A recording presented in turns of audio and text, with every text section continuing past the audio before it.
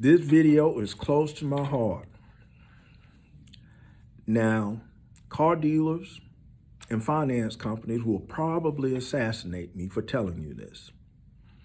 So please, when you get this video, share it, because I probably won't be here long after they see this video.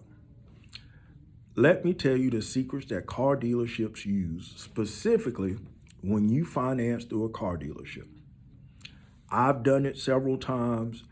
I do not like doing it, and I have promised myself in the past few years I will never do it again, and I have not. Now, when you go to a car dealership, if you have bad credit, or you go to a car dealership, you weren't expecting to buy a car, you found a car that you like, and the car salesman was good, or there was a particular deal that was going on from that particular dealership, and you decided you wanted to take advantage of it. Now you're in the car dealership. The car salesman has found a car that you are agreeing to finance, and the car salesman is off. What happens? You agree to the car salesman says, hey, you want it? You say yes. Car salesman said, you want us to finance? You say yes.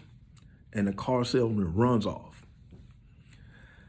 Car salesman says, hey, let me talk to my finance manager. And if he's a good car salesman, he's going to say your name and say, I'm going to work out something for you. He's real good, yada, yada, yada. That's the sale part. Now, it goes back to the finance manager. Now, here's the part you don't know. The car salesman is going to tell the finance manager an overview.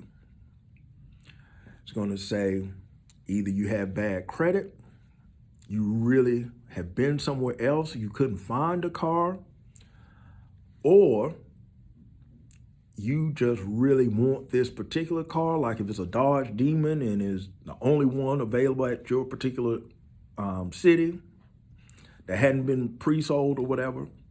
Whatever the case may be, the car salesman is snitching. He's telling everything he knows about you besides the application, because the finance manager sees the application. Now, the finance manager tells the car salesman, go back out there, find out what he wants his car note to be. Now, this is a very tricky question, because let me tell you what happens. All car dealerships have agreements with multiple lenders. Well, these particular lenders will allow car dealerships to upsell. So say the lender approves you for an 11% loan. You can get the car for 11%, and the dealer can add 2% to it. So the finance manager will then have the car salesman fill you out. And the way they'll fill you out is asking you, what do you want your payment to be? So the finance manager will play around with the numbers, see how much he can add to that particular deal so they can get a kickback from the particular lender. So say you want your car note to be $500, and Capital One has given them 11%, and 11% would make your car note $436. Well, if you want your car payment to be $500, that allows the finance manager to add 2 points. Now your interest rate went from 11% to 13%, but your car note went from $430 to $480. So that's the maximum the finance manager could add, that Capital One will allow them to add, and it still fits into your monthly payment range, because you only told them what you wanted to pay per month. Now, the car salesman will go out and probably tell you, say, oh, we just got it at 510. We're working, we're trying to see what else we can do. Why did he say 510 when he just found out it could be at 480? Well, that allows the finance manager to shop a few more lenders to see what other lender will give you a loan. And this particular lender will allow them to add more points to that particular loan so they can make more money. So now you're there. Now what is happening? Your phone is going off because if you have a credit monitoring service, you have hard inquiries showing up from everywhere. Bing, bing, bing, bing, bing, bing.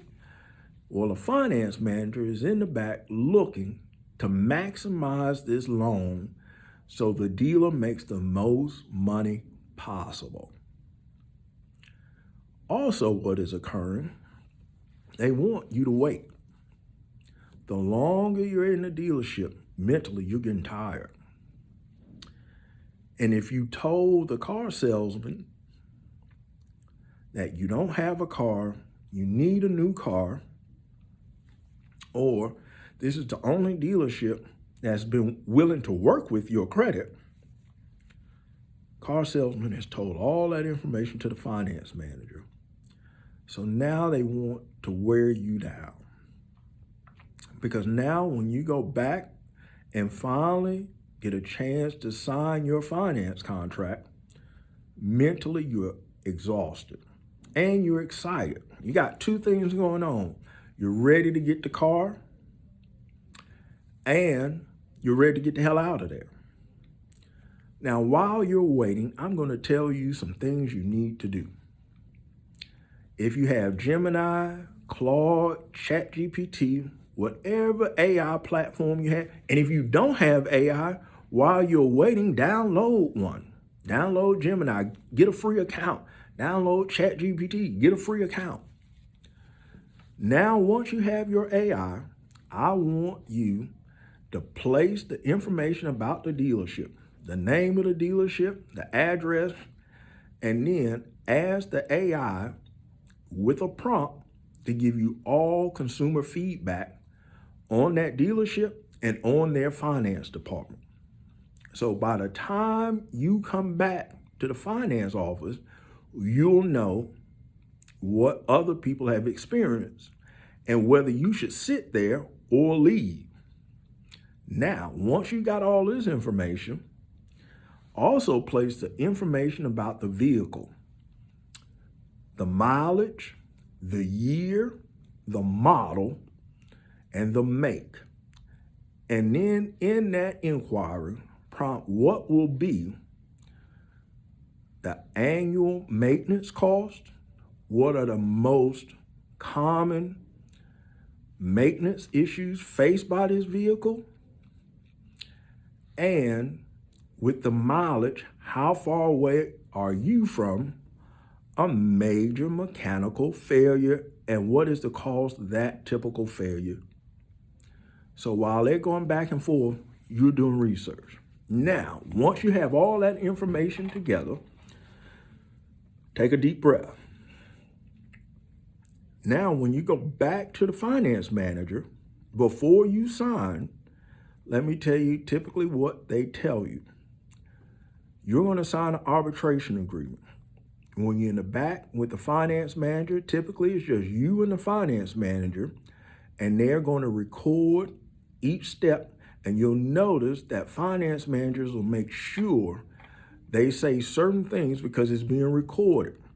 Before they start recording, I want you to take a picture of every page of that financial agreement and the terms on that contract. Once you take a picture, I want you to ask the AI, whether it's ChatGPT, Gemini, Perplexity, Claude, whomever you're using, what information and consumer complaints or legal actions have been taken against the particular lender you're about to sign up with. Yes, that is extremely important. Then, now that you have all the information that you've placed about that car in there, you're going to then prompt, with this finance contract, how much will my car be worth and how much will my true cost be? That'll show your monthly payments, your annual maintenance, and it'll calculate the interest rate, so you'll know what your true cost will be over time and if this car even be worth money at the end of the contract. And how much, if you have bad credit, would you have spent on this particular vehicle?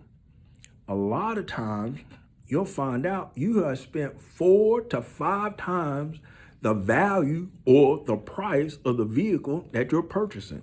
Especially if you're at 20% and higher, you definitely want to use AI. And you also want to have the AI review the fees being charged to you. The dealership fee, the extended warranty, and do not feel pressure to get the extended warranty because they tell you without the extended warranty, you can't get this financing. That is not true, and that is a common tactic because they get 50% in most cases directly back to the dealership of the cost of the warranty that you have purchased. And remember, that warranty is added into your finance contract, and it adds no value to your car. I am making this video extremely long to make sure I cover everything. You have to use AI to review that contract.